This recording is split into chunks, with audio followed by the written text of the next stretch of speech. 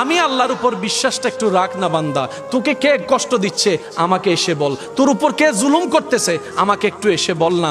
রব বলে যে বান্দা তোর কি দরকার, তোকে তো তাহাজ্জুদের ওয়াক্ত আমি দিয়ে দিয়েছি, গভীর রাত দিয়ে দিয়েছি, গভীর রাত দিয়ে দিয়েছি। দিনের বেলায় নামাজটা পড়ে গভীর রাতে এসে আমি রবের সাথে প্রেমের কথা একটু বল না, একটু প্রেমের কথা বল না। আমি গভীর রাতে তো আমি আল্লাহ ডাকতে থাকি, কার কি সমস্যা আছে বান্দা আমি রবকে একবার বল, আমি রবকে একবার বল, আমি রবকে একবার ডেকে তো দেখ। বান্দারে কে আছস অসুস্থ আমি রবকে জানা, কে আছস অভাবী আমি রবকে জানা, কার কি সমস্যা আমি রব তোদের কথা শুনবো। রব ডাকতে থাকে, রব ডাকতে থাকে, আপনি আমি ঘুমাইতেই থাকি, ঘুমাইতেই থাকি, ঘুমাইতেই থাকি। রব ডাকতে থাকে অভাবী কে আছো আমার কাছে আসো। আপনি আমি ঘুমের মধ্যে থাকলাম, সকালটা হলো, এবার সেই অভাবটাকে কাঁধের মধ্যে নিয়ে অভাব দূর করার জন্য বিভিন্ন অনৈতিক কাজের মধ্যে লিপ্ত হয়ে গেলাম, আল্লাহ নারাজ হয় এমন কাজে লিপ্ত হয়ে গেলাম। রব বলে যে একটু অপেক্ষা তো করতেই আমার জন্য। এই অপেক্ষাটার নামই হচ্ছে সবর, এই অপেক্ষার নামই হচ্ছে ধৈর্য। এই জায়গায় গিয়ে আমরা মাইর খেয়ে ফেলছি, বুঝতে পারি না মনে কথাটা। এই জায়গায় গিয়ে আমরা টোটালি মাইর খেয়ে ফেলছি। রব সবাইকে দিয়েছেন, দিচ্ছেন, দিবেন, মাঝে মধ্যে দিতে একটু লেট করে, দেরি করে। কেন? আল্লাহ তুমি চাইলে তো দিতে পারো। রব বলে যে আমি দিতে পারি, কিন্তু এখন দিলে তুই রাখতে জানবি না, সেজন্য দিব না। বলেন না সুবহান। আমার মাইকের আওয়াজ শুনতেছেন এরকম অনেক মা বাবা আছে, আজকেই ছেলে মেয়েকে আইফোন কিনে দিতে পারে এমন টাকা আছে। এরকম অনেক মা বাবা, কিন্তু ছেলের বয়স মেয়ের বয়স এখন ক্লাস 6-এ পড়ে। ছেলে বলতেছে বাবা আমার স্যারের কাছে আইফোন আছে, আমাকে একটু দেন না।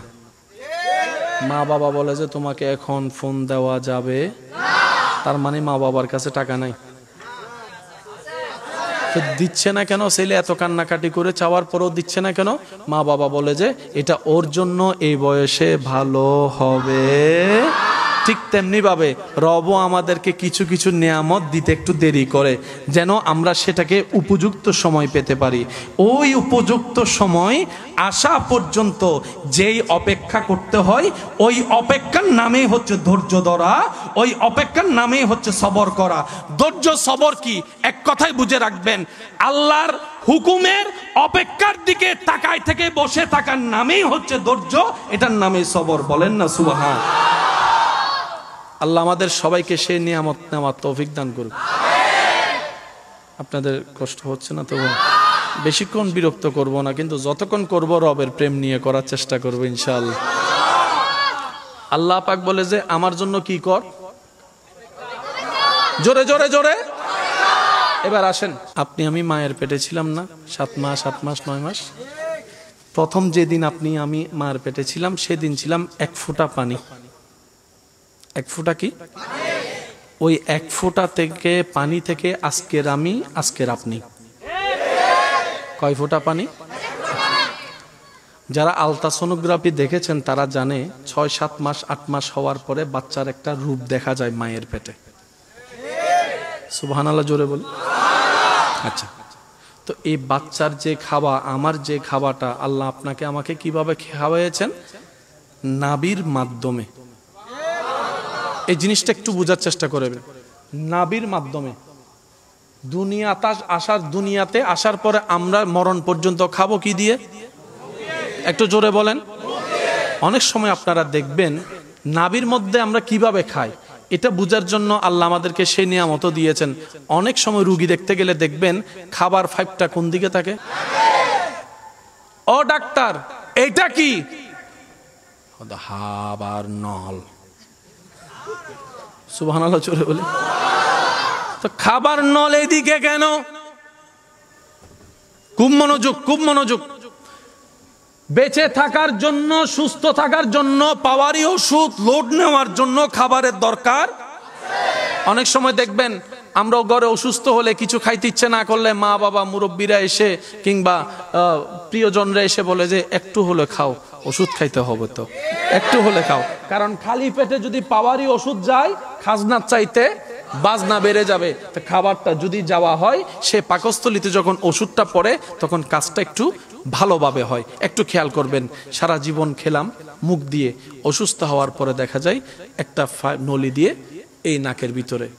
ও ডাক্তার, নাক দিয়ে তো নিঃশ্বাস এনা নিয়েছি, খাবার কেন নাক দিয়ে? ডাক্তার বলে, এটাই তো রবের বড় দয়া, এটা তো রবের বড় দয়া। এমন অবস্থা হয়েছে মুখ দিয়ে খাবার গিলার ক্ষমতা ওনার কাছে নেই। আল্লাহ পাক ওনার জন্য দয়া করে অপশনাল একটা ব্যবস্থা নাকের মধ্যে করে দিয়েছেন। সেটা কি? নাকের মধ্যে গিয়ে যে নালীটা মুখের নালী এক জায়গায় করে দিয়েছেন, এক জায়গায় করে দিয়েছেন। সেজন্য খেয়াল করে দেখবেন, আপনি পানি খাওয়ার সময় নিঃশ্বাস নিতেও পারবেন না, ফেলতেও পারবেন না। খাবার ঢুক গিলার সময় হাজারবার চেষ্টা করলেও নিঃশ্বাস নিতেও পারবেন না, ফেলতেও পারবেন না। সেজন্য অনেক সময় দেখবেন, এটা পরীক্ষা করলে দেখা যাবে, দৌড়ায় আসার পরে যখন বেশি পানি তৃষ্ণা লাগে, নিঃশ্বাসও যখন বেড়ে যায়, পানি যখন ঘটঘট করে খেতে থাকেন, আপনি দেখবেন পানিটা খাওয়ার পরে, অনেক খাওয়ার পরে আপনার নিঃশ্বাস নেওয়ার জন্য আপনি আবার সেই বোতলটাকে সরাই ফেলছেন, গ্লাসটাকে সরাই ফেলছেন। আল্লাহ এমন ভাবে আপনার নাকে মুখে ডিজাইন করেছেন, বান্দারে মুখ যদি কখনো খাবার উপযুক্ত না হয়, তুই নাক দিয়ে যেন খেতে পারিস, আমি আল্লাহ সেই ব্যবস্থাও করে রেখেছি। সুবহানাল্লাহ। তিনি হচ্ছেন আমাদের রব্বুল আলামিন। মাশাআল্লাহ, আর একটু জোরে বলেন, তিনি আমাদের রব্বুল আলামিন। এবার আমি আপনাদেরকে যেদিকে নিয়ে যাচ্ছি একটু খেয়াল করবেন, বড় চমৎকার আল্লাহ তাআলা সব ব্যবস্থা করে দিয়েছেন। সেপ্টা দাঁতও আছে, মুঞ্চে দাঁতও আছে। গরুর দাঁত যারা দেখছেন তারা একটু বলেন তো, গরুর দাঁতের মধ্যে মুঞ্চে কোনো দাঁত? মাশাআল্লাহ, আর একটু জোরে। সিংহের দাঁতে মুঞ্চে দাঁত? বাঘের মধ্যে মুঞ্চে দাঁত? বিড়ালের মধ্যে মুঞ্চে দাঁত? কুকুরের মধ্যে মুঞ্চে দাঁত? ছাগলের মধ্যে মুঞ্চে দাঁত? ছাগলের মধ্যে মুঞ্চে দাঁত? জোরে বলেন। কুরার মধ্যে? মুরগি?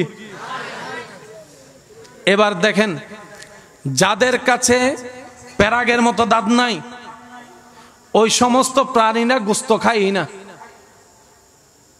ওরা খায় পাতা। ছাগলে কি খায়? ঘাস, পাতা, লতা।